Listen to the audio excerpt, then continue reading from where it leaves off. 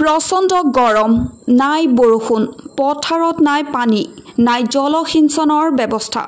যথা সময়ত বৰষুণ নোহোৱাৰ পৰিপ্ৰেক্ষিতত শোণিতপুৰ জিলাৰ ৰঙাপাৰাৰ বহু পথাৰত ধান জ্বলি যোৱাৰ লগতে চিৰাল ফাট দিয়াত চিন্তিত হৈ পৰিছে কৃষক ৰাইজ। শালি ধানৰ খেতি গেৰ ধৰাৰ সময়তে যোৱা কেইবাদিনো ধৰি বৰষুণ নোহোৱাত শালি ধানৰ খেতি নষ্ট হ'বলৈ ধৰিছে। কৃষি কৰ্মৰ ওপৰত নিৰ্ভৰশীল দৰিদ্ৰ ৰাইজে এতিয়া মূৰে কপালে হাত দিবলগীয়া অৱস্থাৰ সৃষ্টি হৈছে। এফালে উৎকট গৰম আৰু আনফালে অনাবৃষ্টিৰ দৰে জলবায়ু পৰিৱৰ্তনৰ ফলত ৰঙাপাৰাৰ কৃষক ৰাইজক চিন্তিত কৰি তুলিছে।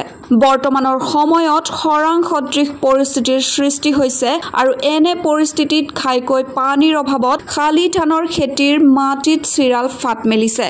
বিজেপি নেতৃত্বাধীন ৰাজ্য চৰকাৰৰ বিয়াগুম জলসিঞ্চন বিভাগটোৱে লাখ লাখ টকা খৰচ কৰি আঁচনিবোৰ নিৰ্মাণ কৰিছে যদিও আঁচনিবোৰে আজিলৈকে পথাৰত পানী দিব নোৱাৰাৰ অভিযোগ উঠিছে।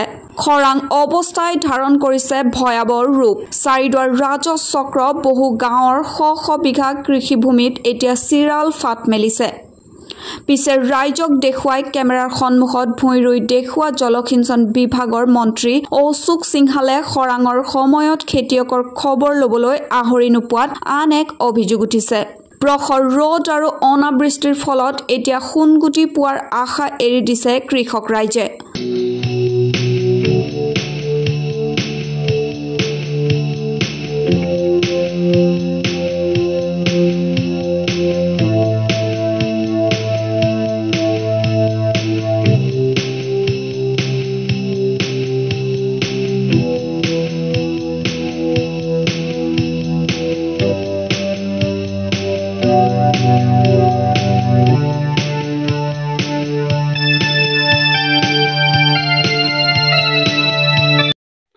তাৰমানে আমি খেতি বাতি কৰিলোঁ বহুত কষ্টৰে, কিন্তু জলসিঞ্চনৰ অভাৱৰ কাৰণে আমাৰ খেতি বাতিবিলাক গোটেই সোপা জ্বলি গৈ আছে। আৰু বিশেষকৈ আমাৰ ইয়াৰ জলসিঞ্চনটো বেছিকৈ মানে অভাৱ। আৰু ইয়াৰ ৰাইজে বহুত ধাৰ ঋণ কৰি হাজিৰা লগাই খেতি বাতিটো কৰিলে।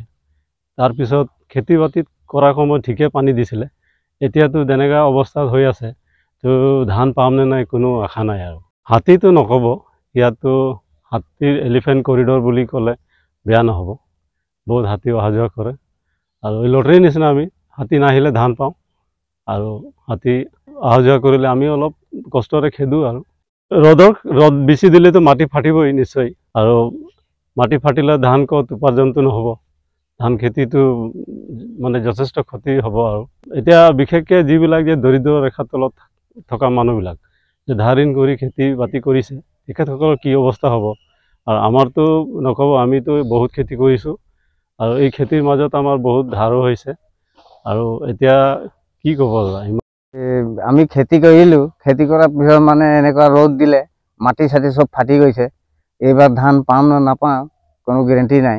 আৰু হাতী চাতি আহে বহুত, পিছত বৰষুণে অহা নাই, ৰ'দ দি আছে। ধাৰ ঋণ কৰি খেতি চেতি কৰিলোঁ আমি, মানে আমাৰ অৱস্থাই বেয়া হৈ গৈছে, পথাৰত পূৰা জ্বলি গৈছে। News desk, news wide Assam.